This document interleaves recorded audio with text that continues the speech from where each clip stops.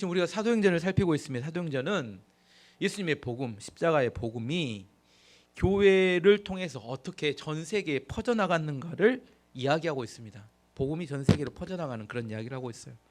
예수님이 승천하시기 전에 제자들에게 아주 중요한 명령을 하셨습니다. 사도행전 1장 8절 말씀 보시면 오직 성령이 너에게 임하시면 너희가 권능을 받고 예루살렘과 온 유대와 사마리아와 땅끝까지 이르러 내 증인이 되리라 하시니라. 이 말씀은 예수님의 꿈이자 비전이고 하나님의 꿈이자 하나님의 비전입니다. 모든 민족이 예수님을 통하여 구원받기를 원한다. 이 하나님의 비전과 꿈을 이루고 성취하기 위해서 하나님께 세우신 게 교회입니다. 그래서 부흥의 역사는 교회의 역사이다 이렇게 이야기해도 틀리지 않습니다. 처음 시작한 교회는 예루살렘 교회였습니다. 하지만 전 세계 복음화를 위해서 핵심적인 역할을 했던 교회는 우리가 요즘 살피고 있는 안디옥 교회입니다. 안디옥 교회는 무명의 교회였지만 하나님의 꿈과 비전을 이해했고 선교사를 보내라는 명령 앞에 기꺼이 순종해서 선교사를 바나바와 사울을 세웠습니다. 대부분 이렇게 하면 뭐라고 해요? 내 코가 석자인데. 요즘도 성도님들의 이야기 보면 내 코가 석자인데. 자신의 형편과 상황을 앞세우면 하나님 말씀에 순종할 수 있는 사람은 아무도 없습니다. 지난주에 이야기할 때 선교사의 어려움에 대해서 설명했습니다. 언어가 다르고 음식이 다르고 이방인이라고 차별을 받게 되고 또 복음을 전하면 거절을 당하게 되고 가장 힘든 선교사의 어려움은 한국 교회로부터 점점 잊혀져 간다 이야기했습니다. 이런 선교사들이 소외받고 외면받고 불편함을 어떻게 견딜 수 있을 것인가? 어떻게 하면 이걸 견딜 수 있을 것인가? 어렵잖아요. 어떻게 견딜까요? 견딜 수 있는 비결은 내가 누구인가? 란 분명한 정체성이 있으면 견딜 수 있습니다. 캄보디아에 한 팀은 하나투어를 통해서 이렇게 관광 여행을 가는 팀이 하나 있고 한 팀은 교회를 통해서 선교 여행을 가는 팀이 있어요. 둘 다 여행 가는 건 하나는 관광을 가고 하나는 선교를 갔습니다. 한 팀은 정체성이 관광객이에요. 한 팀은 정체성이 선교사입니다. 관광객으로 간 사람은 호텔의 상태가 어떤지, 음식의 상태가 어떤지, 그다음에 여행 일정이 어떤지, 그리고 주로 버스를 많이 타고 다니는 버스의 상태가 어떤지에 따라 이렇게 조건이 좋으면 좋고 조건이 나쁘면 매우 힘들어집니다. 여행이. 저가 패키지는 주로 또 쇼핑하는 데 갖고 가서 데려가서 쇼핑하라고 엄청 강요합니다. 그럼 어때요? 불평과 불만이 터져 나옵니다. 반면에 캄보디아에 선교를 하러 간 사람들은 호텔, 버스, 음식 이 상태와 좋으면 좋지만 나쁘다 해도 크게 구애받지 않을 수 있는 것은 예수님 안 믿던 캄보디아 사람들이 예수님 믿고 돌아오면 그 모든 것이 다 용납이 되고 용서가 됩니다. 오히려 불편하고 힘들었던 것이 간증거리가 됩니다. 우리가 마지막 선교 갔던 2017년에 캄보디아 단기 선교 갔는데 3일 동안 열심히 복음을 전하고 난 다음에 마지막 날 한 200명 가까이 되는 엄청나게 많은 사람이 이렇게 그 교회를 방문하고 찾아왔습니다. 저녁에 우리가 식사를 대접하려고 했는데 준비했던 것보다 너무 많이 오니까 저녁 내 음식 준비하고 안 먹고 우리도 식사도 못하고 저녁 늦게까지 이렇게 대접하다가 이렇게 마지막에 숙소로 돌아왔는데 음식을 안 먹어도 행복하고 배가 부릅니다. 수고했는데 행복합니다. 감동의 눈물을 흘렸습니다. 왜? 정체성이 선교사였기 때문입니다. 만약 관광하러 간 사람들에게 그 일 시켰다면 아마 큰일 났을 겁니다. 어떤 힘든 상황에도 불구하고 선교 사역을 잘 감당할 수 있는 이유는 뭐예요? 내가 누구인가? 선교사의 정체성을 가지고 간 사람들은 얼마든지 그걸 감당할 수 있지만 놀러 간 사람들은 감당 못합니다. 이 땅에 우리가 하나님의 백성으로 어떻게 잘 하나님의 백성으로 살 수 있을 것인가? 어떻게 하면 하나님의 백성으로 잘 살 수 있어요?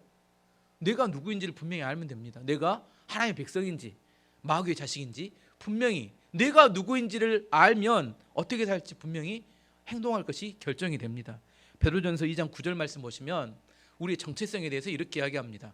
그러나 너희는 택하신 족속이요 왕 같은 제사장들이요 거룩한 나라요 그의 소유된 백성이니 이는 너희를 어두운 데서 불러내어 그의 기이한 빛에 들어가게 하신 이에 아름다운 덕을 선포하게 하려 하심이라. 네 가지로 믿는 구원받은 그리스도인들의 정체성을 설명합니다. 첫 번째는 너희는 택하신 족속이다 이렇게 이야기합니다. 뭐라고 이야기하냐면 나는 선택받은 하나님의 백성이다. 여러분이 한번 따라서 해보세요. 뭐라고요? 나는 선택받은 하나님의 백성이다. 따라하라 마세요. 버티지 마시고. 두 번째, 왕 같은 제사장이다. 이건 나는 하나님의 제사장이다. 뭐라고요? 나는 하나님의 제사장이다.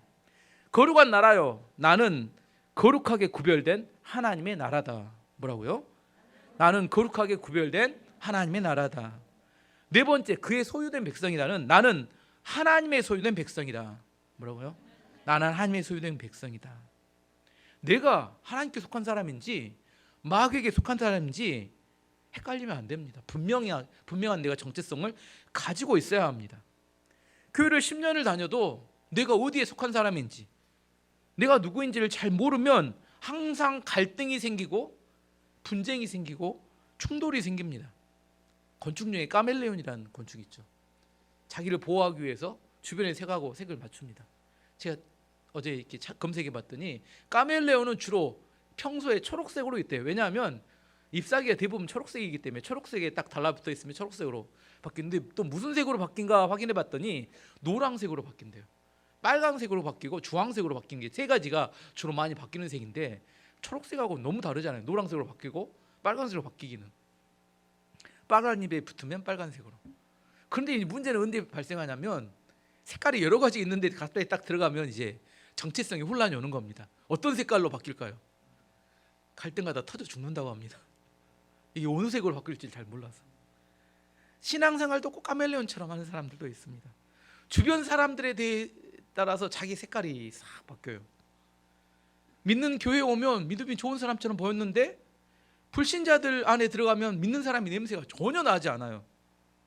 근데 문제는 어디에 발생해요? 믿는 사람과 안 믿는 사람이 같이 있는 곳에 딱 가면 이게 이제 갈등이 되는 겁니다. 그래서 갈등이 되고 충돌이 일어납니다. 그래서 나중에 뭐예요? 이 사람은 어디에도 속하지 못하고 항상 주변인으로 전락할 수밖에 없어요. 그래서 계속 끊임없이 새로운 사람들을 찾아다닙니다. 자기를 잘 모르는 새로운 사람들을 찾아다녀요. 왜? 자기의 정체성이 불분명하기 때문에 새로운 사람들을 찾아야 마음이 편한데, 또 어떻게 돼요? 시간이 지나면 또 관계가 어려워져 또 새로운 사람을 추구하고 찾아다닙니다. 정체성이 분명하다, 이것을 우리나라 쉬운 말로는 자신감 있게 산다, 이거하고 똑같은 말입니다. 자신감 있게 산다. 정체성이 분명하면 자신감을 갖고 살아갑니다. 주로 어렸을 때 사람들을 평가할 때 외모로 사람을 평가합니다. 외모로. 남자들은 물어봐요. 능력 있는 여자가 좋냐, 재밌는 여자가 좋냐. 남자들의 대답은 뭘까요? 이쁜 여자가 좋답니다. 뭐 답은 하나입니다. 외모를 가지고 사람을 평가합니다. 근데 내가 많은 사람을 만나보고 오래 만나보니까 내린 결론은 자신감 있는 사람이 제일 편하고 좋더라고요. 자기 자신에 대한 자신감 있는 여자, 자신감 있는 사람. 자신감이 없는 사람은 아무리 뛰어난 능력과 외모가 있어도 조금 지나면 상처받고 관계가 어려워져요. 자신감 있는 사람은 예를 들어보겠습니다. 자신감이 있으면 칭찬을 이렇게 내가 잘못을 지적한다고 하겠습니다. 이거 잘못된 것 같은데 하면 두 가지 반응이 나타나요. 실제 잘못됐으면 쉽게 받아들이고 얻는 고칩니다. 자기의 자신감이 있어서 쉽게 받아들여요. 또 만약에 두 사람 이야기가 지적한 사람이 틀릴 수 있잖아요. 꼭 맞는 거 아니라. 틀리면 어떻게 돼요? 나는 그렇지 않으니까 무시하고 지나갑니다. 잘못됐으면 얻는 고치고 상관없는 말이면 무시하고 지나갑니다. 근데 자신감이 없는 사람은 그걸 이야기했다고 곱씹고 생각하다가 상처를 쌓고 상처가 이렇게 쌓여요. 반대로 칭찬도 마찬가지입니다. 자신감이 있는 사람은 칭찬해주면 당연하지 하고 고마워합니다. 이야기해준 사람 고마워해요.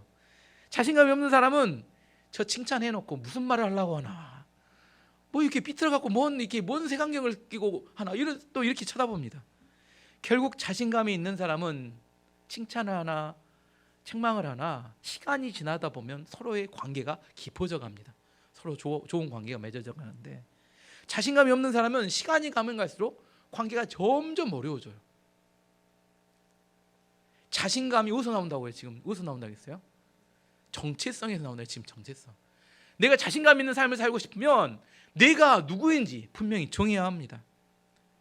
중국 연변에 가면 연변 과학기술대학이라는 대학이 있어요. 재미교포인 김진경 교수님이 설립한 학교인데, 오래전에 어떤 목사님이 그 학교에 가서 학생들에게, 중국인들이죠, 노래를 하나 가르쳐서, 한국 노래인데 복음성가가 아니라고 이야기하고 한국의 유행가라고 애들한테 노래를 가르쳤습니다. 그 노래를 가르쳐줬더니 그 아이들이 그 자리에서 배운 노래를 3시간 동안 눈물을 흘리면서 노래를 하더래요.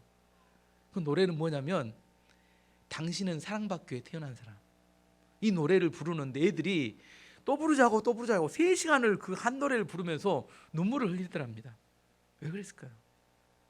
공산주의란 전체를 위해서 개인을 희생시키는 사회를 말합니다. 어려서부터 자아 비판을 가르쳐요, 공산주의에서. 그리고 감시를 통해서 서로를 감시하도록 만들어서 그 체제를 유지합니다. 어린 아이들이 어려서부터 자아 비판과 감시의 비판과 비난 속에 자라던 아이들이 태어나서 한 번도 나는 자기가 사랑받기 위해 태어났다는 사실을 생각해보지도 않았기 때문에 그 노래를 처음 부르면서 뭐라고 해요? 충격을 받은 거예요.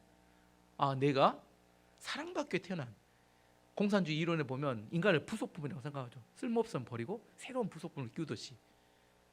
근데 그게 아니라 사랑받기 위해 태어났다는 사실에 대해서 자기의 정체성이 바뀌어가면서 자기가 그 안에서 눈물 흘리면서 이렇게 애들이 바뀌어가더라는 겁니다. 오늘 본문은 선교팀, 바울과 바나바의 선교팀에 마가라고 요한이 선교팀을 이탈합니다. 중도 포기하고 떠나요. 근데 떠난 사람만 있었냐? 그렇지 않고 구브로에 가서 사역할 때 선교팀 선교에 헌신하겠다고 더 헌신하고 모여든 사람도 있었습니다. 그 중에 하나가 사도행전을 기록한 누가가 그때 선교팀에 합류했을 거라고 생각합니다. 선교는 굉장히 어려운 거라고 했어요. 어려움 중에 중도에 포기하는 사람이 발생하는 반면에 어려워? 그럼 내가 해야지. 아시겠죠? 어려워? 그럼 내가 해야 되겠네. 쉬운 일은 나는 안 해. 그 어려움을 내가 감당하겠다고 뛰어든 사람도 있었다는 겁니다. 무슨 차이일까요? 어떤 사람은 어렵기 때문에 도망간 사람이 있고, 어떤 사람은 어렵기 때문에 이게 내가 해야 될 일이라고 뛰어드는 사람이 있고, 정체성이 불분명한 사람은 중도에 포기하게 됩니다. 아마 안디옥 교회에서 바울과 바나바가 선교사로 파송되기를 결정하고 선교팀을 모집할 때 광고를 했을 겁니다. 선교 이번에 우리가 갑니다. 헌신할 사람. 아마 마가도 그 헌신할 때는 뭐라고 해요? 아골골절 빈들에도 제가 복음 들고 제가 가겠습니다. 뜨거운 마음에 눈물을 흘리고 제 생명을 바쳐서라도 복음을 전하겠습니다 하고 아마 뜨거운 마음으로 출발했을 겁니다. 근데 갔는데 실제 어때요? 풍토병 있지, 굶주림 있지. 그때는 걸어 다녀야 돼요. 우리가 볼 때는 뭐 지금은 버스 타고 다니지만 그때는 다 걸어 다녀요. 걸어서 나라를 넘어서 이렇게 다니는데 너무 고되고 힘든 겁니다. 안 되겠다. 너무 힘들다. 13절 14절 말씀 보시면 바울과 및 동행하는 사람들이 바보에서 배 타고 밤빌리아에 있는 버가에 이르니 요한은 그들에게서 떠나 예루살렘으로 돌아가고 요한이 마가입니다. 그들은 버가에서 더 나아가 피시디아 안디옥에 이르러 안식일에 회당에 들어가 앉으니라. 어떤 사람은 더 힘을 내서 복음을 전하고 선교하는 데 헌신했을까요? 어떤 사람은 아까 말한 정체성, 자신감, 이걸 성경적인 언어로 하나님의 약속을 붙든 사람, 하나님이 뭐라고 말씀하셨던 그 약속이 분명한 사람, 이게 정체성이고 자신감인데 약속이 분명한 사람, 하나님이 우리에게 약속하셨어. 그 약속이 이루어질 거라는 분명한 믿음이 있는 사람이 흔들리지 않고 그 선교사에게 헌신하더라는 겁니다. 결론은 이런 겁니다. 자신의 감정에 신앙과 사역에 기반을 두면 금방 흔들리고 넘어지고, 하나님의 약속에 신앙과 사역에 기반을 두면 얼마든지 어려움을 견뎌낼 수 있습니다. 우리의 감정은 하루에도 여러 번 바뀌어요. 한다 안 한다, 결혼한다 결혼 안 한다. 결혼하기 직전까지 여자들은 고민한다더라고요. 결혼한다 결혼 안 한다, 뭐 투자한다 투자 안 한다. 요즘 하도 투자를 많이 하시니까 또 잘하면 좋은데 한다 안 한다 맨날 고민해요. 감정에 따라서 계속 왔다 갔다 합니다. 하지만 감정에 기반을 두면 어떻게 돼요? 금방 중도 포기합니다. 하나님의 약속에 기반을 둬야 어떤 어려움도 견뎌낼 수 있게 됩니다. 사도 바울이 버가에서 비시디아 안디옥이라는 곳에 가서 회당에서 처음으로 복음을 증거합니다. 그림 한번 봐보시면 이렇게 지도를 한번 봐보겠습니다. 저쪽에 보이는 안디옥, 시리아의 안디옥이라고, 안디옥에서 구네레라는 키프로스라는 섬을 지났죠. 섬에서 보가 위에 있는 비시디 안디옥, 저게 터키 중부인데 저렇게 배를 타고 걸어서 이동했습니다. 됐습니다. 회당은 이스라엘 유대인들이 모여서 예배드리는 장소를 말합니다. 회당은 몇 명이 있으면 모일 수 있냐면 유대인 남자 10명이 있으면 회당을 만들 수 있어요. 거기 가면 유대인 남자 10명 이상이 있어야 합니다. 그 회당 중심의 예배는 어떤 예배냐면 우리처럼 설교 중심의 예배가 아니라 성경을 낭독하는 중심의 예배였어요. 주로 모이면 안식일날 모이죠. 성경을 낭독합니다. 주로 토라라고 하는 그 율법서와 또 예언서를 낭독을 해요. 낭독하고 나면 그 뒤에 뭐 하냐면 찬양이 좀 끼기도 하고 기도를 하기도 하고 때로는 설교가 있기도 하고 때로는 있는 사람들 중에 권면의 말을 하기도 했습니다. 오늘 그 어떤 회당 문화에 대해서 15절 16절이 이렇게 이야기합니다. 율법과 선지자의 글을 읽은 후에 회당장이 사람을 보내어 물어 이르되 형제들아 만일 백성을 권할 말이 있거든 말하라 하니 바울이 일어나 손짓하여 말하되 이스라엘 사람들과 및 하나님을 경외하는 사람들아 들으라. 무슨 말이냐면 회당장이 말씀을 낭독한 다음에 새로운 사람들이 이렇게 바울의 선교팀이 있으니까 누구 나와서 권면의 말 할 사람이 있습니까 했더니 그 기회를 사도 바울이 붙잡습니다. 그리고 이야기를 해요. 길진 않습니다. 오늘 본문 17절에서부터 시작해서 43절까지 오늘 읽지 않았지만 오늘 다 설교하지 않지만 짧은 설교인데 이게 굉장히 유명한 설교입니다. 어떤 유명한 설교냐면 불신자들에게 복음을 전하는 가장 기본이 되는 틀이 되는 설교의 내용입니다. 다음 주 이어서 하겠지만 맛배기로 이게 어떤 구성이 되었는지 네 단락으로 나눠집니다. 첫 번째 보면 17절에 22절까지는 구약에 나타난 하나님의 언약을 이야기합니다. 첫 번째는 하나님의 언약을 이야기합니다. 23절에서 29절까지는 구약에 나타난 하나님의 언약이 누구냐? 예수 그리스도다, 예수님이다. 이게 두 번째 단락의 이야기입니다.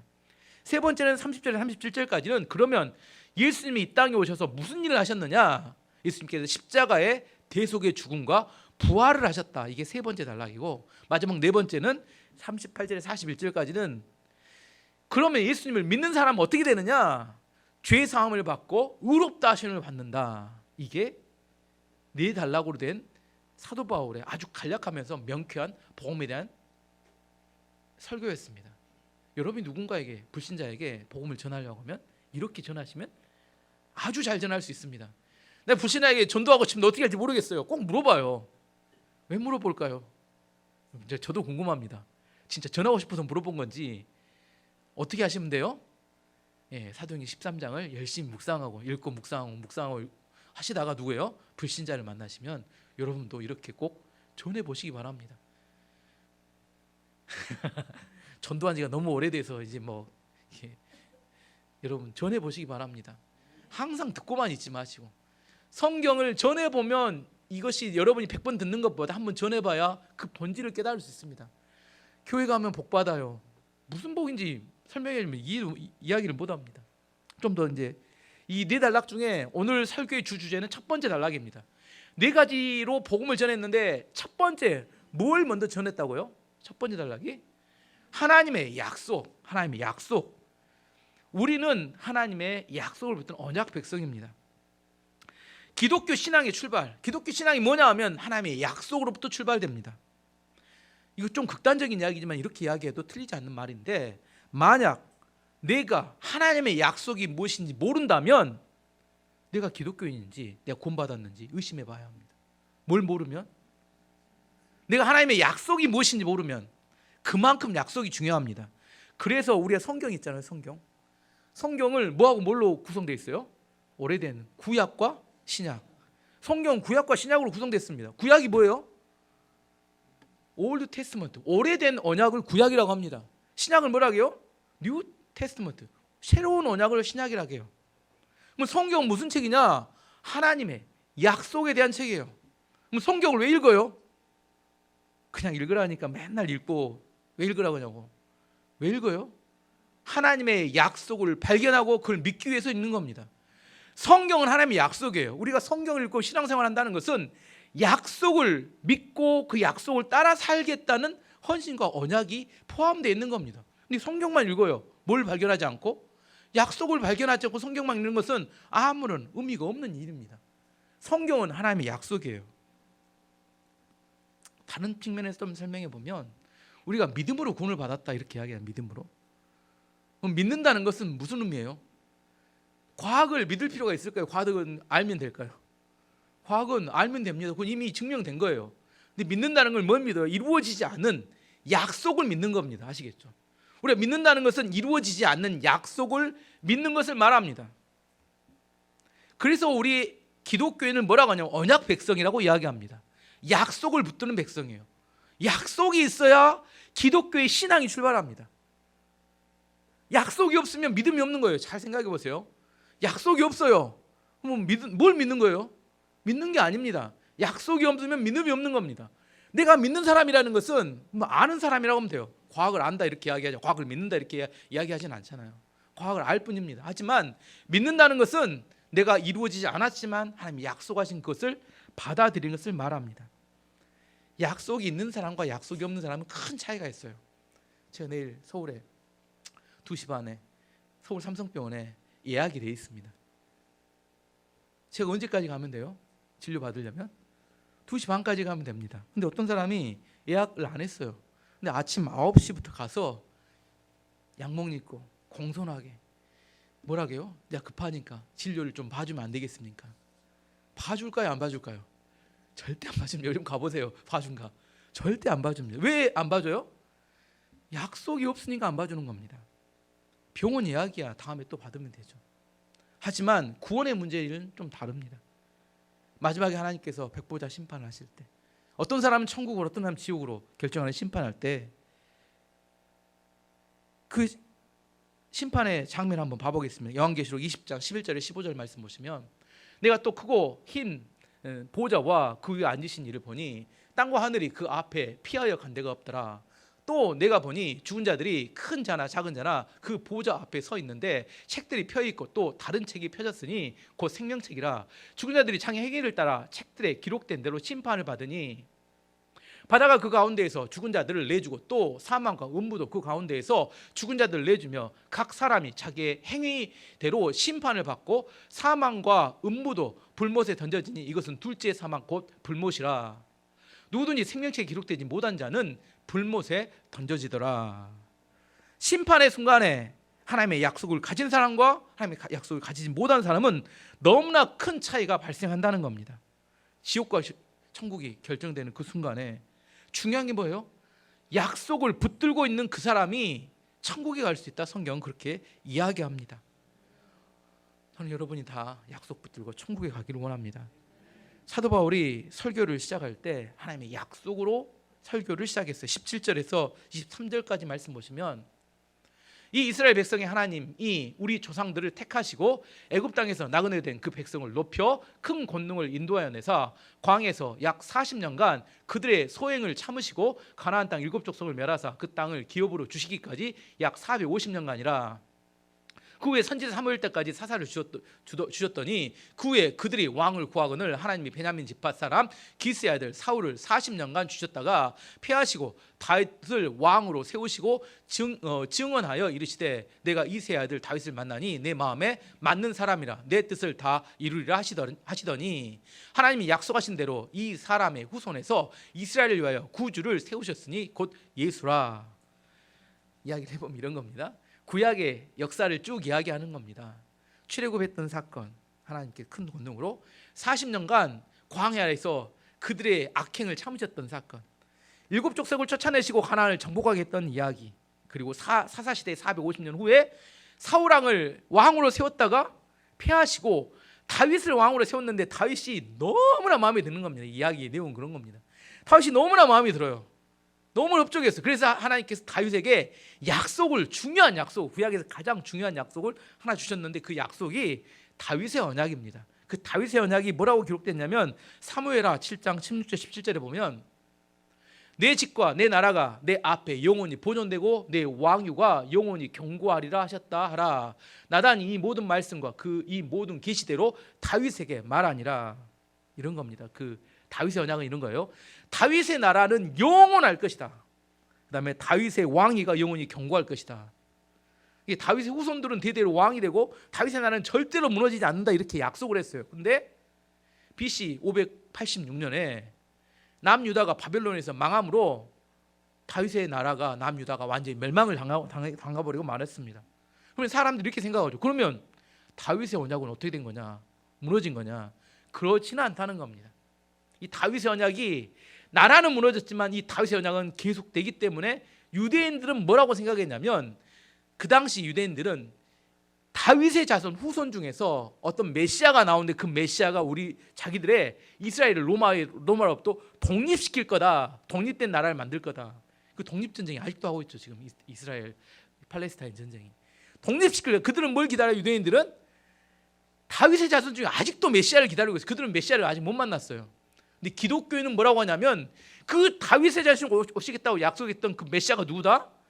예수다. 그 성취된 예수다. 그 예수님은 이스라엘의 회복이 아니라 온 모든 민족을 구원한 하나님의 나라를 만들 것이다.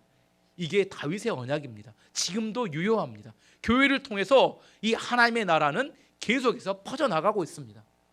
이게 다윗에게 주었던 언약인데 구약에 나타난 언약이 누구를 통해서? 예수님을 통해서 세워진 하나님 나라를 통해 성취될 것이다. 신약의 백성이란 뭘 믿는 사람이냐면 예수님을 통해 성취될 하나님의 나라의 언약을 믿는 사람이 신약의 백성이고 이걸 믿는 사람이 구원받습니다. 분명히 이야기합니다. 이걸 믿지 않는 사람은 구원받지 못합니다. 누가 물어봅니다. 여러분은 뭘 믿고 있습니까? 여러분이 붙잡고 있는 약속은 뭡니까? 그럼 뭐라고 이야기하면 정답이냐면 예수님을 통해 이루어질 하나님의 나라의 언약을 믿습니다 하면 뭔 말인지 어렵지만 아주 정답입니다. 근데 이걸 앵무새처럼 말한다고 해서 이게 중요하진 않아요. 이걸 실제 내 안에 삶으로 받아들이고 하나님 나라가 내 안에 임하여야 합니다. 구약의 예를 하나 들어서 이걸 한번 설명해 보면 이스라엘 백성들이 애굽에 있을 때 이스라엘 백성들이 출애굽하게 됩니다. 그때 모세를 통해서 주셨던 하나님의 언약은 뭐냐면 가나안 땅이 너희의 땅이 될 것이고 그 땅에 하나님의 나라가 만들어질 것이다. 출애굽한 이스라엘 백성들이 주신 하나님의 언약이에요. 가나안 땅과 하나님 나라에 대한 언약. 출애굽한 지 2년 만에 가데스 바나에 도착하게 됩니다. 거기서 12명의 정탐꾼을 보냈어요. 정탐꾼이 40일 동안 정탐한 다음에 왔는데 그 반응이 딱 두 가지로 갈려서 나옵니다. 10명의 정탐꾼이 뭐라고 보고하냐면 가나안 땅 가봤더니 진짜로 좋은 젖과 꿀이 흐르는 땅입니다. 근데 문제는 거기에 아낙 자손이란 거인들이 살고 성곽이 너무 튼튼해서 우리는 올라가면 메뚜기밖에 되지 않아서 다 죽게 생겼습니다. 우린 죽을 것 같습니다. 올라가면 안 됩니다. 이렇게 보고했어요. 그때 여호수아의 갈렙은 뭐라고 보고하냐면 아무리 성곽이 튼튼하고 아무리 거인 자손이 살지라도 하나님 우리에게 약속을 주었습니다. 그 땅이 너희 땅이다. 우리가 올라가면 그들은 우리의 밥이 될 것이다. 우리가 올라가서 그 땅을 정복합시다. 같은 걸 봤는데 전혀 반응이 달랐어요. 왜 반응이 달랐어요? 여호수아의 갈렙은 뭘 봤어요? 하나님의 약속을 굳건히 믿었고 나머지 10명의 정탐꾼은 뭘 봤어요? 눈에 보이는 상황에 휘둘려서 그들은 마음을 빼앗겨버리고 말았습니다. 결과가 어떻게 되냐면 여호수아와 갈렙만 그 약속을 믿었던 사람만 가나안 땅에 들어가고 나머지 모든 사람은 다 광야에서 죽었습니다. 중요한 게 약속을 붙든 사람이 하나님의 약속대로 천국에 간다고 성경은 이야기하고 있다는 겁니다. 여러분이 무슨 약속을 붙들었는지 이게 매우 중요합니다. 약속 붙들지 않은 사람은 천국이 우리의 것이 될 수 없다는 사실을 분명히 성경은 이야기합니다. 미국 프로골프 남자 프로골프 PGA 투어라고 합니다. 우리나라 선수 중에 가장 성공적으로 이렇게 성적을 냈던 사람 최경주 선수입니다. 최경주 선수의 고향은 전라남도 완도군입니다. 완도 촌놈이에요. 대학을 어디 나왔나 조사해봤더니 광주대학교 무역학과를 나왔어요. 대학도 별 볼 일 없습니다. 광주에서 제일 좋은 대학을 나왔죠. 광주대학이니까. 근데 최경주 선수의 아내 되는 김현정이라는 집사님이 뭘로 유명하냐면 이게 남편이 최경주 선수를 위해서 눈물로 기도한 게 유명합니다. 골프는 저도 안 해봤어요. 골프를 연습장에서만 해보다가 갈비 부러져서 포기했는데 골프를 멘탈 경기라고 합니다. 왜냐하면 바람의 세기와 기후나 이렇게 지형의 모습에 따라서 선수의 정신력에 의해서 굉장히 이렇게 많이 결과가 달라지기 때문이라고 합니다. 근데 최경주 선수가 멘탈이 강하기로 유명한 선수라고 합니다. 그래서 물어봤어요. 어떻게 그렇게 멘탈이 강해질 수 있었느냐 했더니 최경주 선수가 이야기하기를 아내가 꼭 골프 한 타를 치기 전에 말씀을 외우라고 한답니다. 암송을 하고 쳐라. 암송을 해요. 근데 자기가 이야기해요. 나는 머리가 안 좋아서 암송을 잘 못한대요. 이사야 41장 10절을 암송하면 두려워하지 말라 내가 너와 함께함이라, 놀라지 말라 나는 네 하나님이다, 이런데 두려워하려가 먼저인지 놀라지 말라가 먼저인지 이게 헷갈린대요. 야, 골프 치기 전에 암송을 하려가 두려워하지 놀라지 말라 이게 왔다 갔다 하다가 그 말씀 외우다가 그 상황이 잊어져 버린대요. 이 골프를 치면 이렇게 상황에 따라 긴장이 안 되고 말씀 외우다가 그냥 친대요. 그러다 보니까 다른 사람 멘탈이 강하다는데 자기는 무엇 때문에? 말씀을 외우다가 주변 환경에 마음을 뺏기지 않았다는 거예요. 저는 이 예화를 보면 지혜가 있다고 생각합니다. 세상이 얼마나 흔들린지 모르겠어요. 뉴스 틀고 경제 뉴스 틀고 뉴스 틀면 언제 보면 다 망할 것 같다가 또 언제 보면 막 이렇게 막 경제가 부흥할 것 같다가 사람들마다 달라요. 이야기가 너무 많은 정보에 사람들 뭐예요? 공포와 탐욕이 확 왔다 갔다. 부동산 가격이 2년 전에 뭐 올른다고 벼락거지 된다고 영끌에서 집 샀다가 탐욕에 끌려서 샀다가 이제는 1, 2년 지나서 금리가 올라서 하루아침에 하우스포 된다고 또 이제 공포에 휩싸였다가 왜 그래요? 다 전문가들이라는 사람들이 나와서 뉴스 듣고 탐욕과 욕망에 끌려다니면서 탐욕과 욕망이 왔다 갔다 하다가 사람이 어떻게 돼요? 지쳐버립니다. 하나님의 백성은 지치면 안 됩니다. 하나님의 백성은 어떻게 살아요? 하나님의 말씀이 주는 생명력을 가지고 왕성하게 살아가야 합니다. 싱싱하게 살아가야 돼요. 근데 뭐예요? 지쳐버렸어요. 뭐가 지쳐요? 어디 좀 투자해놨다가 언제 또 이게 떨어지면 어쩔까? 또 투자 안 하면 또 올라가면 어떨까? 이제 전전긍긍 맨날 왔다 갔다 하다가 마음이 지쳐버려요. 말씀을 봐도 약속이 보이지 않습니다. 하나님이 주신 약속을 붙들고 순종할 만한 힘이 없어요.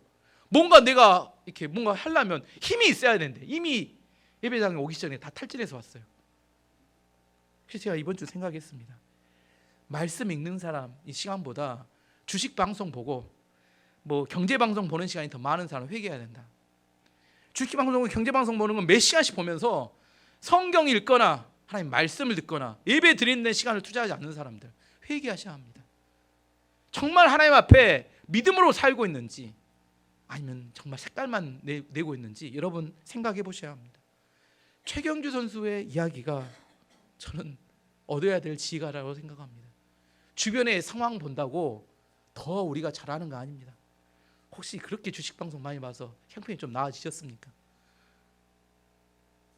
정말 하나님 앞에 우리가 어떻게 살아가야 될지, 정말 하나님의 말씀을 붙들고 살아가는, 약속을 붙들고 살아가는 믿음의 사람들이 어떻게 살지 우리가 다시 한번 생각을 해봐야 합니다. 내가 믿음으로 살아가고 있는지, 그 어떤 지식, 세상에 얻는 정보에 따라서 휘둘리고 살고 있는지. 마태복음 6장 33절 우리의 약속의 말씀이죠.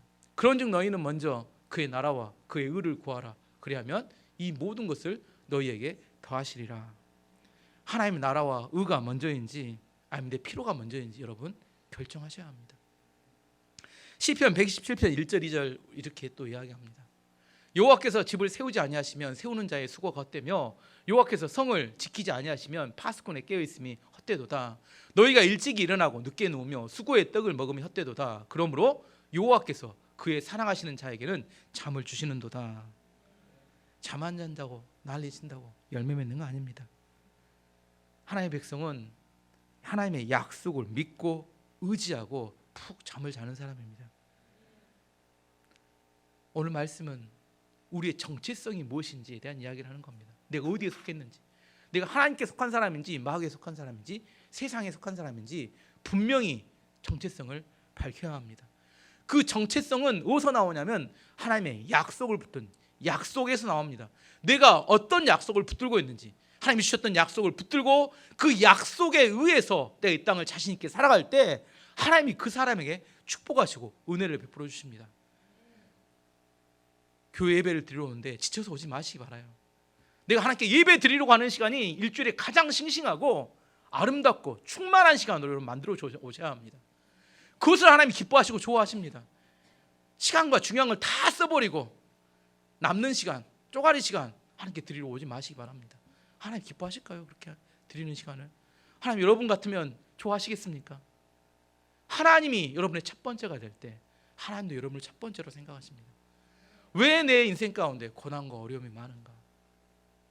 내 안에 내가 하나님이 내 첫 번째인 것을 여러분 하나님 앞에 분명히 하셔야 합니다. 하나님도 여러분에게 여러분이 기도하는 것에 첫 번째로 응답하실 겁니다. 시간 함께 기도하도록 하겠습니다.